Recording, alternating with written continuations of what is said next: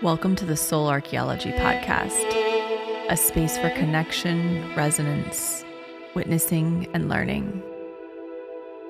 Together we'll harvest medicine from the spiral of life, sharing conversations with other embodied humans who have navigated their own initiations and found alignment with their true soul essence. With weekly astrology, energy updates, embodied conversation, and channeled teachings, this is a space for you to land and find resonance with the spiral of your own soul.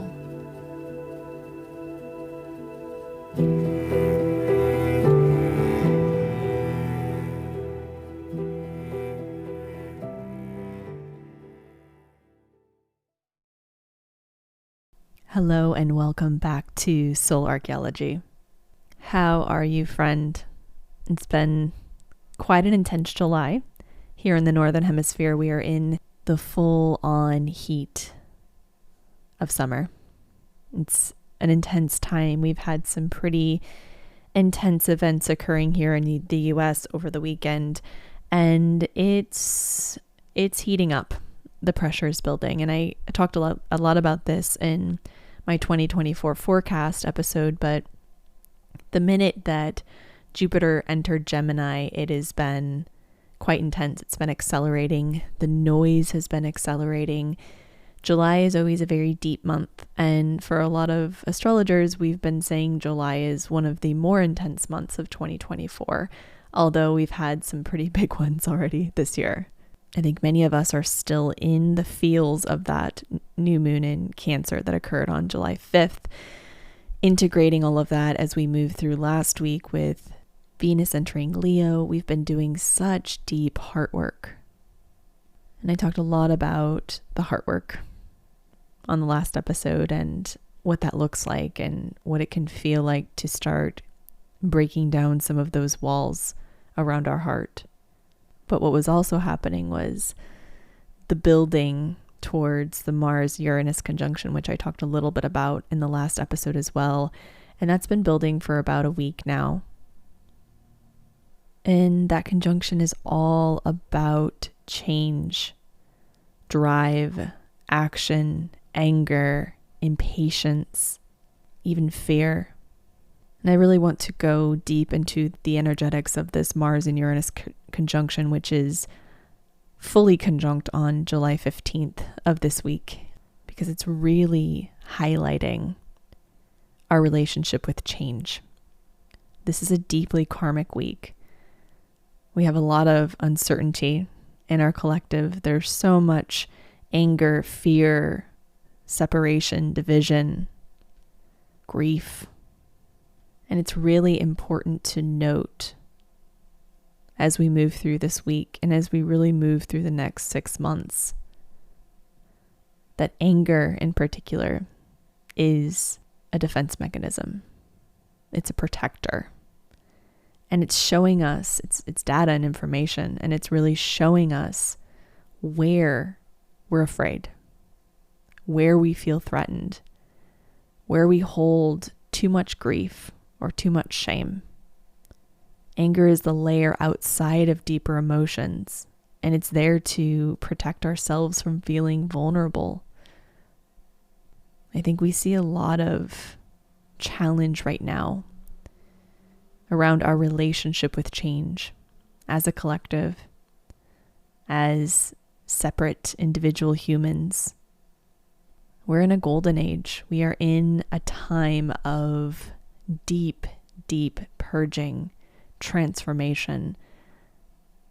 The dial has been cranked on our evolution. And I've talked about this so much in this podcast, so I don't want to harp on it again, but it's important to provide some perspective and help us reorientate within this space and time.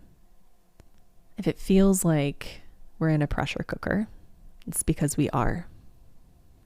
A golden age is a time when we experience vast transformation and change, quantum leaps in evolution. And change is uncertain. That is the nature of it. We remain stuck within spaces and places because we fear what's on the other side of the change. We fear what that change will bring, where we'll land on the other side, who will still be there. And in so many ways, our collective is split right now. And each side is reckoning with change, reckoning with uncertainty. Both sides are seeking to control the outcome, to control the chaos, because change is chaotic. That's the nature of it. It's movement. There's so much out of our control. And the gripping really leads to suffering. And that's so much of what we're experiencing here and now within our collective consciousness, within our own individual lives, is what is our relationship with change? Do we fear it? Do we resist it? Do we long for it? Do we create our own chaos in order to create more change because the act of staying present is too overwhelming or too painful? Whatever the relationship with change is, it's important to sit with it this week, really through the rest of this year. We had a pretty significant event occur here in the US over the weekend. There was an assassination attempt on Donald Trump's life, and I think it's kicking up a lot within our collective unconscious. There's so many cycles completing right now, and so much uncertainty. I immediately looked at his chart and the transiting chart and noticed that Mars and Uranus were beginning their conjunction right at his midheaven, which is also squaring his natal Mars in his 12th house. And the 12th house is loss, it's death, it's karmic, and the midheaven is career. It's also how we are perceived by people. And so what's interesting is that he's experiencing this squaring on his work life, his reputation, to loss and rebirth right at his ascendant. So there's certainly some sort of reset happening. There is immense loss occurring, whatever that looks like, I'm not sure. But I think it's safe to assume that this is certainly a turning point in this election year. This is certainly a time of heightened intensity, change, hopefully clarity, although I think with Jupiter and Gemini, it is very, very hard to get a clear message from any of the different media outlets. Everything feels quite chaotic, and it's really up to each and every one of us to pull everything through our own truth channel.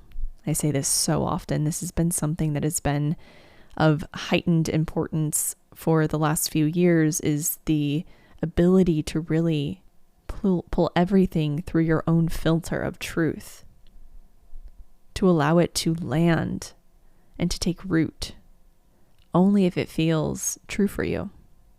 That's such an interesting thing about being human right now, is that we're pulled in so many different directions and told what we should believe and what's true. And really it all boils down to what's true for you. And many truths can be present at the same time.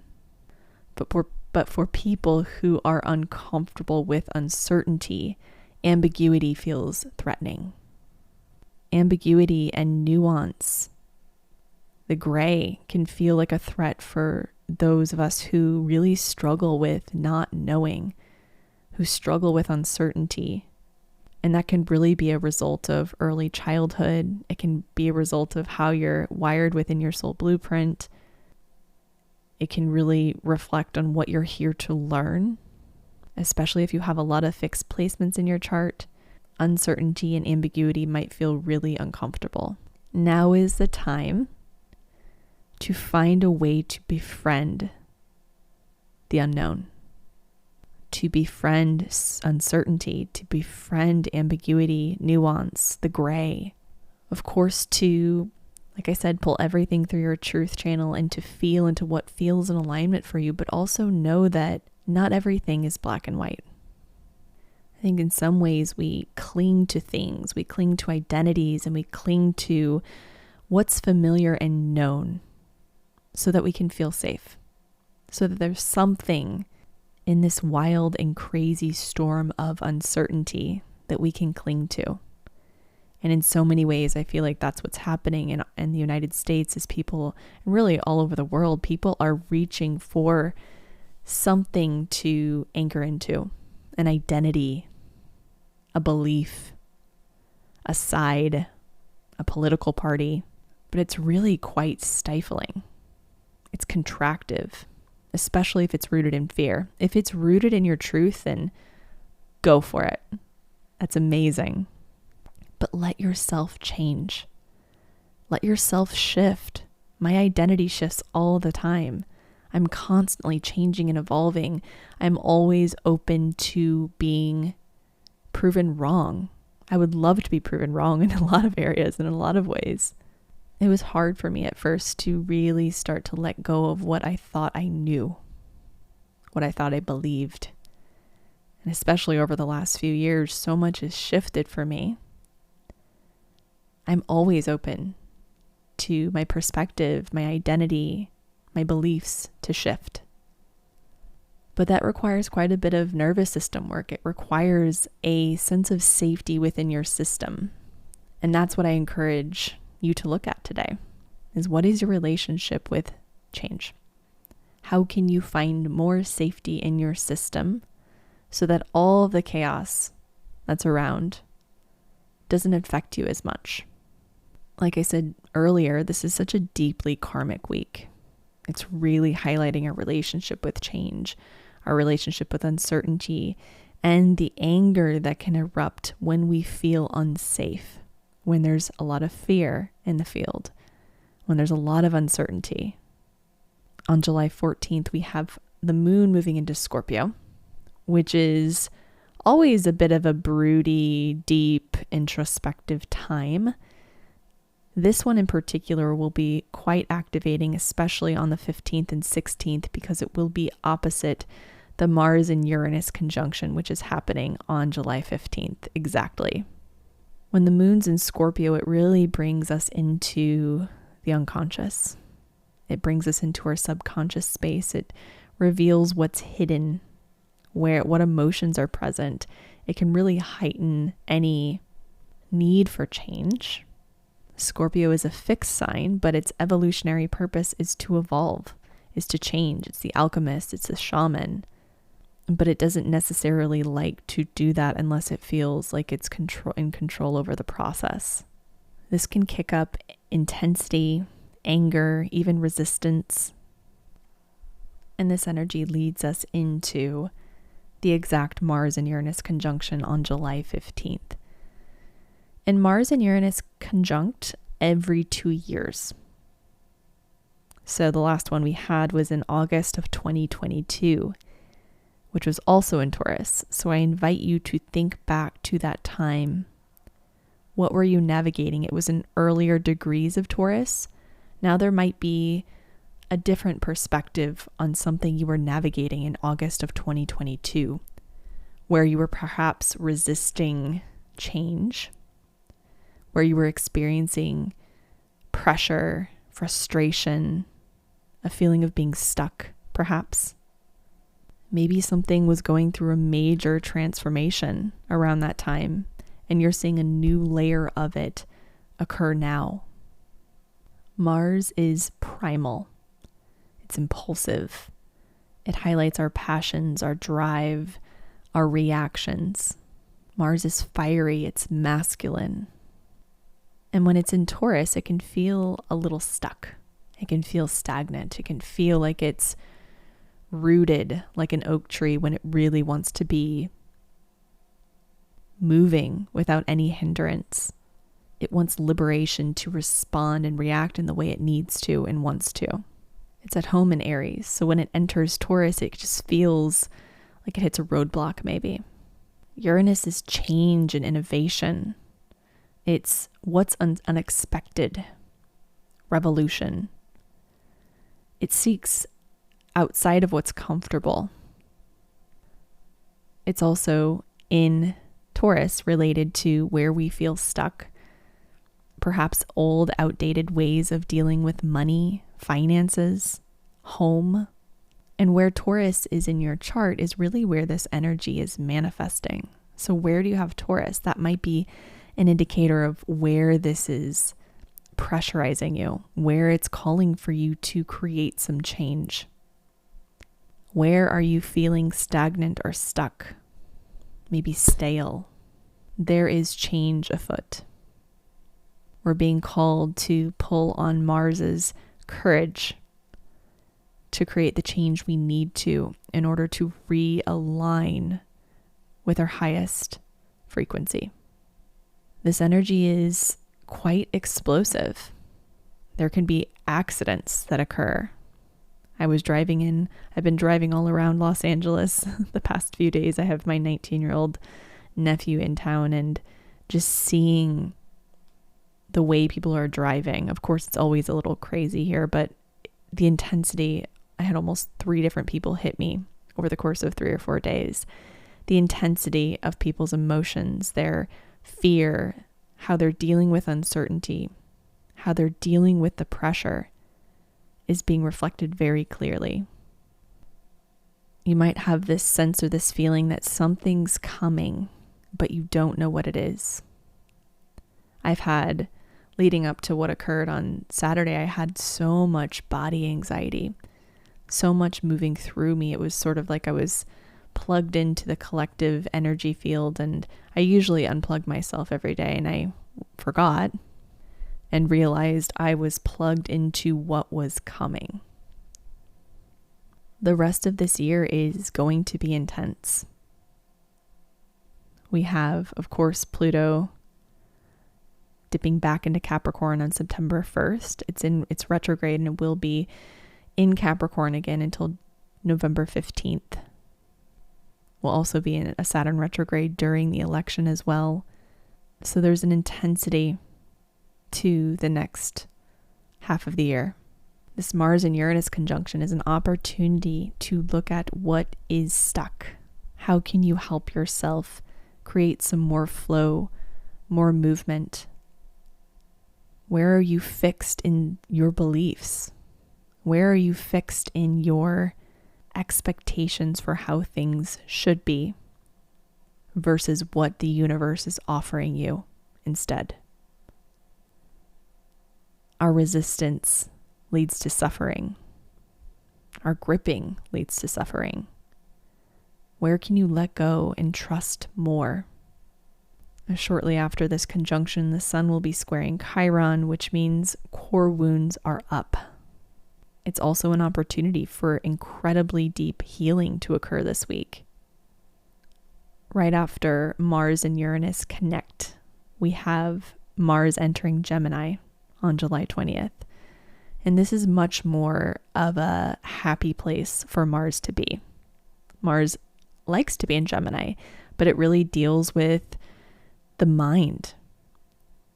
We'll want to understand things more deeply and make sense of things, especially with Jupiter in Gemini now.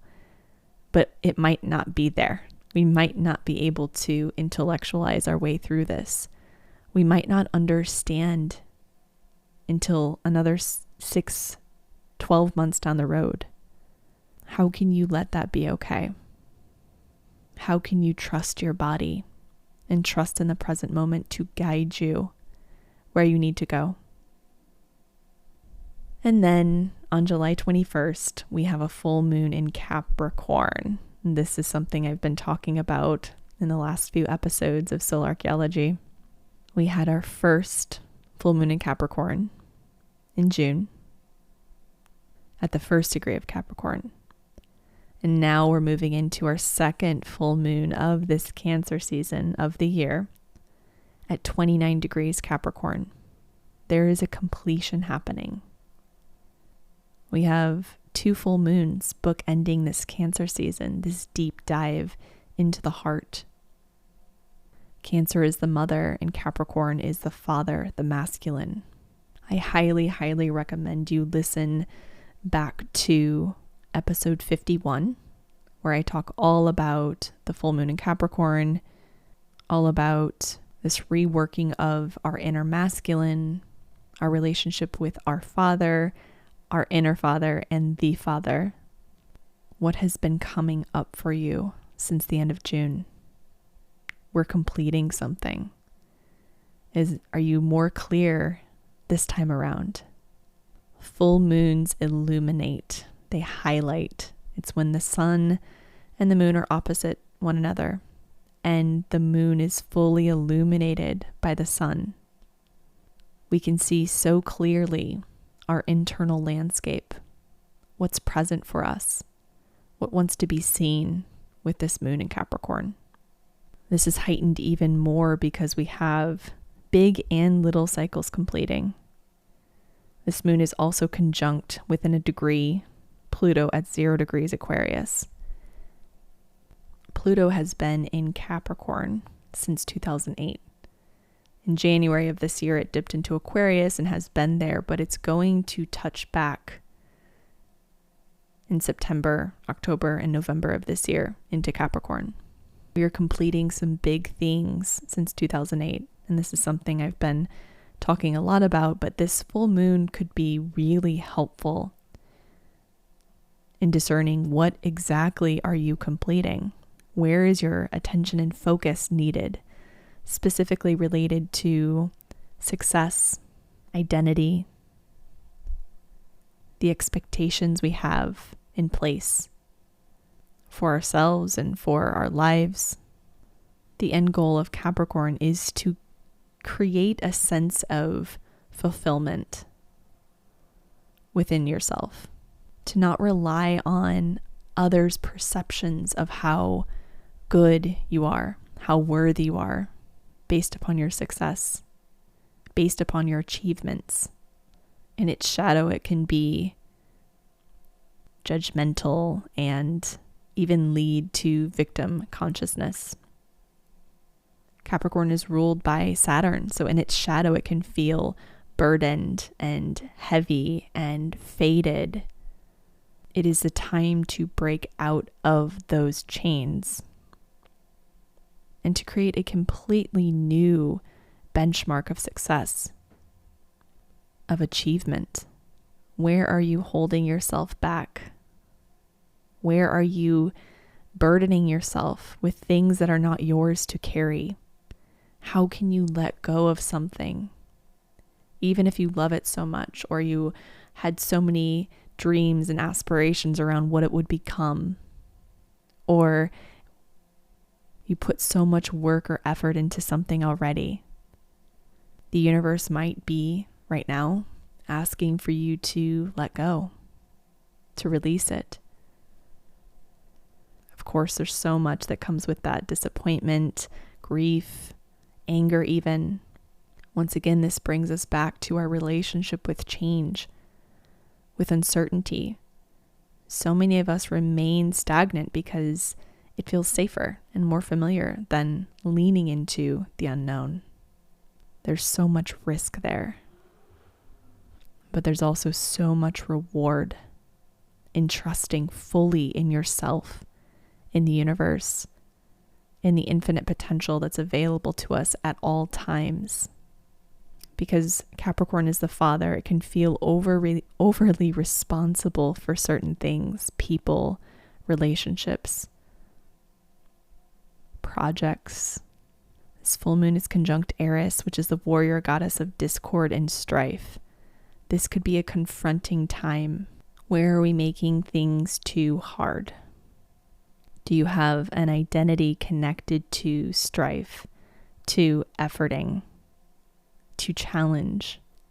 Comparison strips your own essence of its magic. It closes your channel to the divine beauty that wants to flow through you as a channel for creation. When we're busy focusing on someone else, what they're creating, what they're doing. We are pulling out of our own center and interrupting the flow.